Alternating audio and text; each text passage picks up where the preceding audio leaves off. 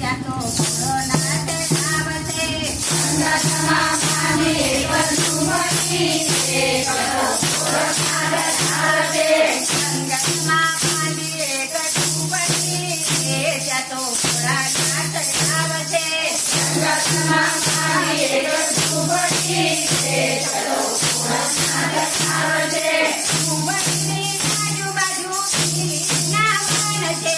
કુંવરીને આજુબાજુ પીલીના વન છે.